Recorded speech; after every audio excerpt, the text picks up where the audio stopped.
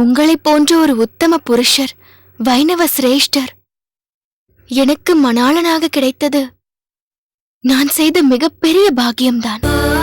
அதை நான் ஒப்புக்கொள்கிறேன். ஆனால் என் ஜாதகத்தில் தோஷம் என்று தெரிந்த காலத்திலிருந்தே என் மனதில் ஓடிக்கொண்டிருக்கும் எண்ணம் என்னவென்று தெரியுமா? என்னுடைய சங்கடத்திற்கு தேர்வு காண வேறொருவருக்கு சங்கடம் கொடுக்க வேண்டுமா என்று என் மனம் சஞ்சலப்பட்டுக் கொண்டே இருந்தது. அது எப்பொழுதும் தொடர்கிறது.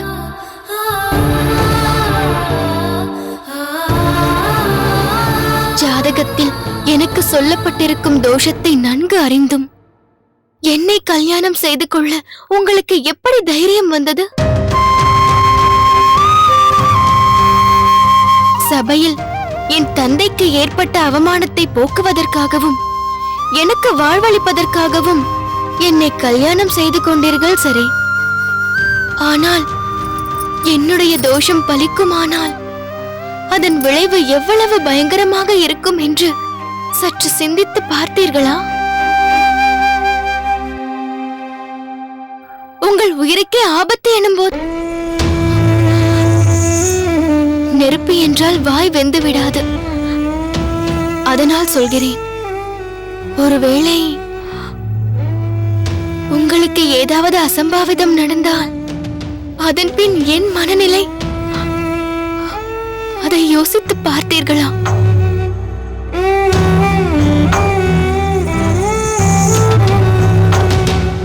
இருப்பினும் அனைவர் முன்பும் என்னை சகதர்மிணியாக ஏற்றுக்கொள்ள நீங்கள் சம்மதம் தெரிவித்த போது நான் ஒன்றுமே சொல்லாமல் மௌனமாக இருந்ததன் காரணம், என்னால் என் பெற்றோர்கள் மீண்டும் ஒரு தவறான முடிவிற்கு போய்விடக் கூடாது என்பதற்காகத்தான்.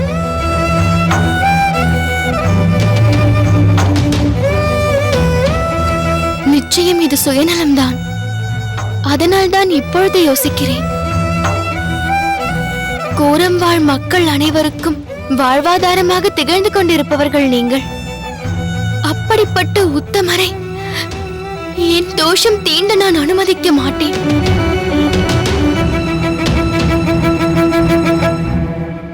ஏன் என்னை மணந்தீர்கள்? உங்கள் உயிரை பணயம் வைத்து வருங்காலம் என்னை தூற்றும்படி செய்துவிட்டீர்களே, எதற்காக இப்படி செய்தீர்கள்? உன் கேள்விகளிலேயே பதிலும் புதிந்திருக்கிறது ஆண்டாள்.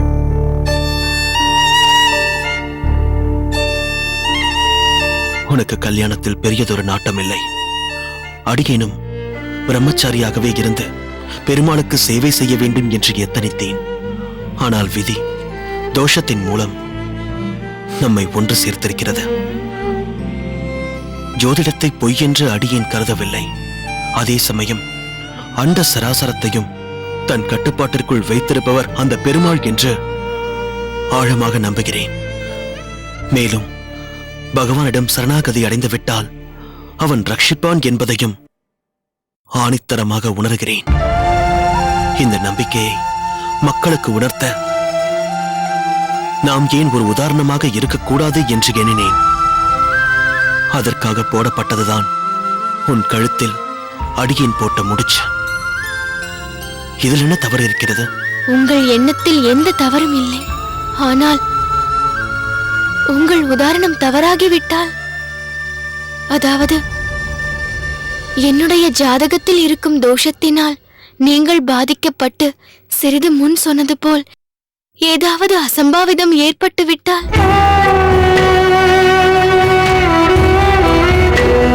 அப்பொழுது மக்கள் என்ன சொல்வார்கள்? எவ்வளவு பெரிய பக்தர்களாக இருந்தாலும் தோஷத்தின் விளைவுகளிலிருந்து தப்பிக்க முடியாது. அந்த பெருமாளை நினைத்தாலும் கிரகங்களின் ஆதிக்கத்திலிருந்து மீள முடியாது என்று நினைக்க மாட்டார்களா?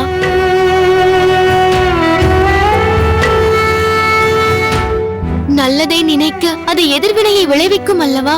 தவறான உதாரணமாக நிகழக்கூடாது என்ற உன் எண்ணத்தையும் சிந்தனையையும் அடியேன் மெச்சுகிறேன். இவை அனைத்தையும் அடியேனும் நினைத்து பார்த்து விட்டேன். இன்னும் ஆழமாகவே சிந்தித்து விட்டேன்.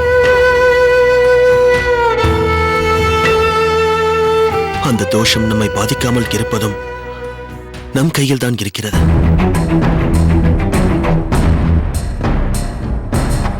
ஜாதகத்தில் உனக்கு கூறப்பட்டுள்ள தோஷம் என்ன?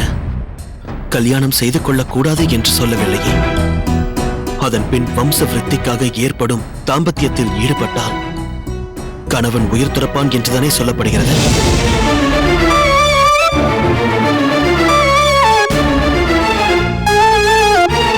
கல்யாணம் என்பது தாம்பத்தியம் மட்டுமே அல்ல.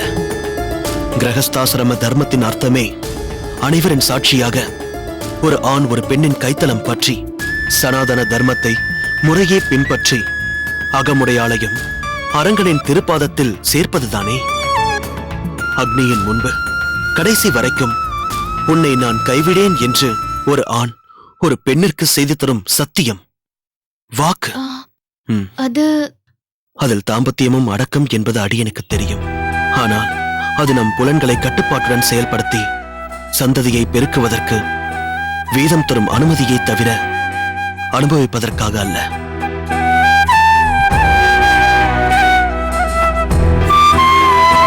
சற்று முன்பு அடியேன் சொன்னேனே, விவாகம் செய்வதன் மூலம் மனைவி கணவனுக்கு தோழியாகிறாள் என்று.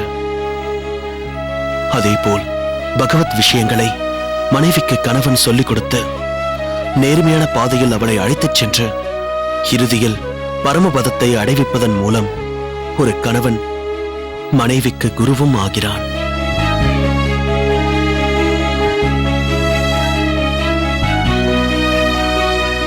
அந்த விதத்தில் அடியேன் உனக்கு ஒரு குருவாக, துணையாக, தோழனாக இருக்கவே ஆசைப்படுகிறேன். இப்படி ஒரு சூழ்நிலையை நமக்கு கொடுப்பதன் மூலம் பகவான் நமக்கு பெரும் உதவிதான் புரிந்திருக்கிறார். காரணம், பிரம்மச்சரியத்தை கடைபிடிக்க வேண்டும் என்பதே அடியேனின் ஆக்ஞை. காலம் முழுவதும் ஆதிகேசவனுக்கு சேவை செய்ய வேண்டும் என்பதே உன் ஆசை. இரண்டிற்கும் நடுவில் ஜாதகம் என்ற ஒரு காரணத்தை வைத்து விளையாடிருக்கிறான் பெருமாள். இப்பொழுது உன் கவலை என்ன? உன் தோஷம் என்னை தாக்கிவிடுமோ என்பதுதானே?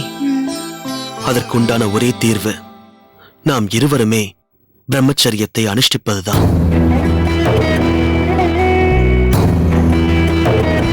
இதில் நாம் இருவரும் உறுதியாக இருந்தால் அந்த தோஷம் நம்மை ஒன்றும் செய்யாது.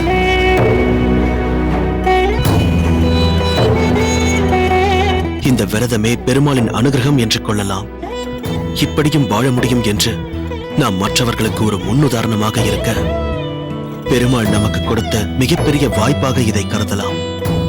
வைஷ்ணவர்கள் எதை வேண்டுமானாலும் தியாகம் செய்ய துணிந்தவர்கள் என்பதற்கு இதுவும் ஒரு எடுத்துக்காட்டாக விளங்கலாம். அது மட்டுமின்றி என்னதான் ஒருவன் கிரகஸ்தாசிரமம் என்ற குடும்ப வாழ்க்கைக்கு அடியெடுத்து வைத்தாலும் சில வருடங்கள் கழித்து குடும்ப விஷயத்திலிருந்து விலகி வானப்பிரஸ்தன் என்ற நிலையை நாம் அடைந்துதானே ஆக வேண்டும். குடும்ப வாழ்விலிருந்து விலகி கணவன் மனைவியாக இல்லாமல் நட்பு ரீதியான ஒரு பந்தத்தில் புண்ணிய கஷேத்திரங்களுக்கு விஜயம் செய்யத்தானே வேண்டும். அதுதானே வானப்பிரஸ்தாசிரமம். கிரகஸ்தாசிரம தர்மத்தை ஏற்ற அன்றே வானப்பிரஸ்தாசிரமத்தையும் நாம் ஏற்றுக்கொண்டதாகவே கருதுவோம். இளமையின் முடிவில் ஏற்க வேண்டிய தர்மத்தை தொடக்கத்திலேயே பூண்டதாக பெருமை கொள்வோம்.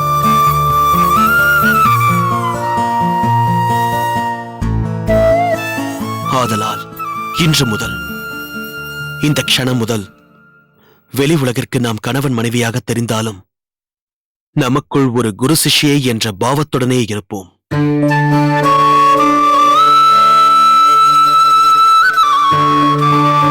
இதை என்றென்றும் அடியேன் மீற மாட்டேன். பிரபு, இப்படிப்பட்ட உயர்ந்த சிந்தனையையும் கருத்து நோக்கமும் உடைய தங்களை அகத்துக்காரராக அடைந்தது ஆதிகேசவ பெருமாள் எனக்கு அளித்த வரப்பிரசாதம். நானும் பெருமாளுக்கே என்னை அர்ப்பணித்தவள் தானே. நீங்கள் சொன்ன அந்த பிரம்மச்சரியத்தை பூரணமாக நான் கடைபிடிப்பேன், இது உறுதி.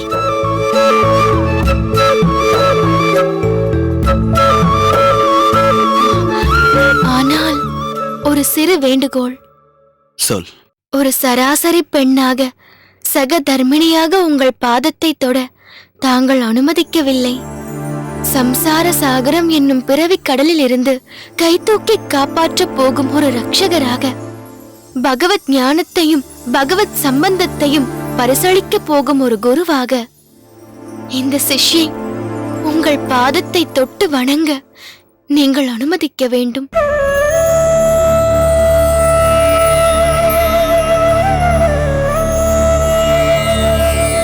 இதுதான் என் வேண்டுகோள். நிறைவேற்றுவீர்களா?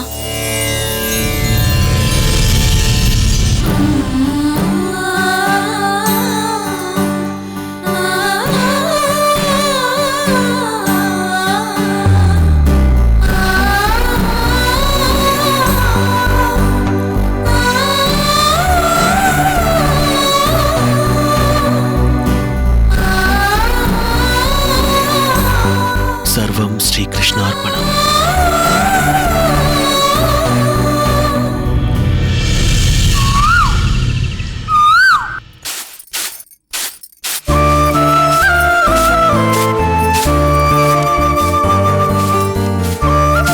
உலகத்தில் யார் எப்படி இருப்பார்கள், எப்பொழுது எப்படி செயல்படுவார்கள் என்றே புரிந்து கொள்ள முடிவதில்லை. பல சமயங்களில் நம்மை பற்றி நாமே சரியாக புரிந்து கொள்ள முடிவதில்லை. சரி, ஏன் இந்த திடீர் சித்தாந்தம்? இல்லை, நம் அகத்திற்கு ஒரு அதித்தி வந்திருந்தாரே, அவருடைய போக்கை பற்றி நினைத்து பார்த்தேன். முன்தினம் கோவிலில் பணிபுரிகிறேன் என்றார். மறுதினம் யாரிடமும் எதுவும் சொல்லாமல் சென்று விட்டார். அதேபோல் எப்பொழுதும் எதிலும் சிக்கனமாக இருக்கும் நீ அன்று அவரை விழுந்து விழுந்து உபசரித்தாய். உன் போக்கும் வினோதமாகத்தான் இருந்தது. இப்பொழுது என்ன? நான் செய்தது சரி என்கிறீர்களா, தவறு என்கிறீர்களா? எனக்கு சரியாக சொல்ல தெரியவில்லை. அன்று அந்த பாட்டி கொடியில் உலர்த்தியிருந்த துணிகளை எல்லாம் எடுத்து கெடாசி இருக்கிறாய். அகத்திலேயே சொக்கட்டான் விளையாடி இருக்கிறாய். அதனால் பிடித்திருக்கிறது என்று முழு மனதுடன் ஏற்கவும் முடியவில்லை, பிடிக்கவில்லை என்று அடியோடு ஒதுக்கவும் முடியவில்லை. சில விஷயங்கள் சிலாகிக்கும்படி இருக்கிறது, சில விஷயங்கள் கண்டிக்கத்தக்கவையாக இருக்கிறது. சரிவர சொல்ல இன்னும் சிறிது காலம் தேவை. அப்படி சொல்லுங்கள். உங்களுடைய இந்த வெளிப்படையான பேச்சுதான் எனக்கு மிகவும் பிடித்திருக்கிறது. உள்ளதை உள்ளபடி சொல்வது. காந்திமதி, வாருங்கள் சுவாமி. கோயிலில் வேலைகள் எல்லாம் முடிந்தாயிற்றா? முடிகிற பணிகளாது நித்தியப்படி ஏதேனும் சேவை இருந்து கொண்டேதான் இருக்கும். பெருமாளின் சேவை ஆயிற்றே, எவ்வளவுக்கு எவ்வளவு செய்கிறோமோ அவ்வளவுக்கு அவ்வளவு நல்லது. கோயிலில் இருந்தா வருகிறீர்கள்? ஆமாம். உங்களுடன் அமுதுண்ண யாரும் வரவில்லையா? யார் வர வேண்டும்? இல்லை, வழக்கமாக யாராவது வருவார்களே என்று காணோமே என்று கேட்டேன். கவலைப்படாதே.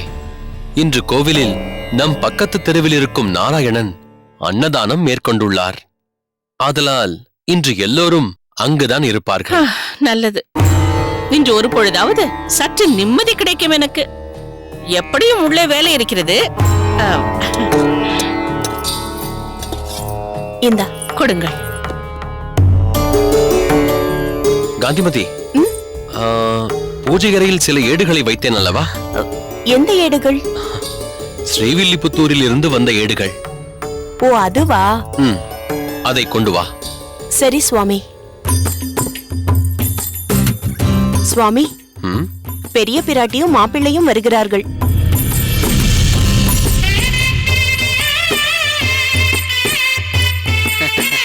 நமஸ்காரம். நமஸ்காரம். வாருங்கள் மாப்பிள்ளை. வா பெரிய பிராட்டி. இப்பொழுதுதான் உன் அக்காவின் அகத்திற்கு வழி தெரிந்ததா உனக்கு? அதை ஏன் கேட்கிறாய் அக்கா? நேற்றே புறப்பட வேண்டுமென்று கிளம்பி விட்டேன். ஆனால் அந்த சமயம் பார்த்து இவரை தேடி யாரோ வர, பிறகு கிளம்ப இயலாமல் ஆகிவிட்டது. அதனால்தான் இன்று எல்லோரிடம் கூறிவிட்டேன். நான் என் சட்டகரை சந்திக்க போகிறேன். அதனால் யாரும் 2-3 நாட்களுக்கு என்னை வந்து பார்க்க வர வேண்டாம் என்று. என்ன, வெயிலில் வந்தது சற்று தாகமாக இருக்கிறது. நீரோ மோரோ இருந்தால் தேவலை. வேண்டாம். இருங்கள் மாப்பிள்ளை, மோர் எடுத்துக்கொண்டு வருகிறேன். என்ன, கோவிந்தன் உங்களுடன் வரவில்லையா? அதை ஏன் கேட்கிறீர்கள் அத்திம்பேர்? அவன் திருப்புட்குழிக்கு சென்று விட்டான். எங்களுடன் வர இஷ்டப்படவில்லை. ஆமாம், ராமானுஜன் எங்கே? அவன் இங்கெங்க இருக்கிறான். அவன் நேற்றே திருப்புட்குழிக்கு சென்று விட்டான். அதுதான். அதை தெரிந்து வைத்துதான் கோவிந்தனும் எங்களுடன் வராமல் அங்கு சென்று விட்டான். அவனால் ராமானுஜனை பிரிந்து இருக்க முடியாது. அது தெரிந்த விஷயம்தான். இன்னும் மோர் வரவில்லை. வந்து கொண்டிருக்கும். அவசரப்படாதீர்கள். இந்தாருங்க, எடுத்துக்கொள்ளடி. எனக்கு வேண்டாம் அக்கா, அத்திம்பேருக்கு கொடு. அவர் கண்டதையும் கண்ட நேரத்தில் உட்கொள்ள மாட்டார். நீ எடுத்துக்கொள். பார்த்தீர்களா? இந்த முதலில் இதை அருந்துங்கள். சிறிது நேரத்தில் உங்களுக்கு பிடித்த பழம் எடுத்து வருகிறேன். மாம்பழமா? ஆமாம், முக்கனி என்று நாம் சொல்லும் கனிகளில் ஒன்றான மாம்பழம். அதுவும் திருமலையில் பிரத்யேகமாக பறிக்கப்பட்டதாம். பார்த்தாயா பெரிய பிராட்டி, திருமலை நம்பி சுவாமிகள் இவர்களை பார்க்க ஸ்ரீபெரும்புத்தூருக்கு வந்திருக்கிறார். ஆனால் நம்மை பார்க்க மதுரமங்கலத்திற்கு வரவில்லை. அவசரப்படாதீர்கள், அவர் வரவில்லை. யார் மூலமாகவோ அனுப்பி வைத்திருக்கிறார். உங்களுடன் பகிர்ந்து கொள்ள சொன்னார். நானே அங்கு வருவதாக இருந்தேன். அதற்குள் நீங்களே வந்துவிட்டீர்கள். மாம்பழம் உங்களுக்கு மிகவும் பிடித்த பழம் என்று எனக்கு நன்றாக தெரியும். இவருக்கு பிடிக்காதது என்று ஏதாவது உண்டா? மோர் அருந்துங்கள்.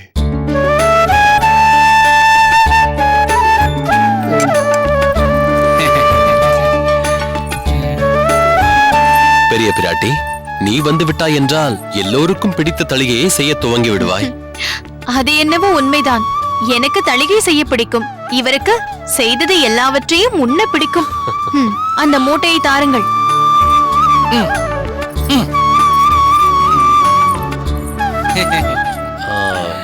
உட்காருங்கள் சட்டகரே, இதோ வந்து விடுகிறேன்.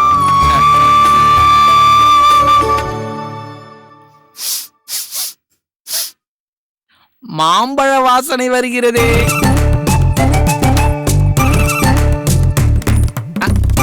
மாப்பிள்ளை, நிதானமாக சாப்பிடுங்கள்.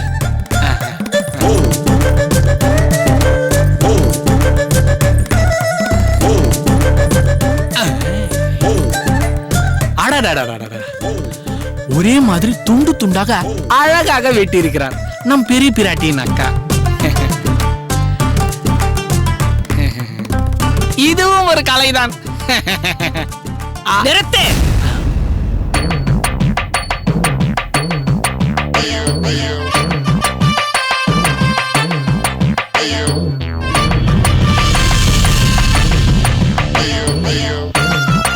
வாழ்வோ சாவோ, உன் பெற்றோர்கள்தான் உன் உலகம் என்று, உன் தந்தையின் விருப்பத்தை மீறி நீ எதுவும் செய்ய மாட்டாய் என்று.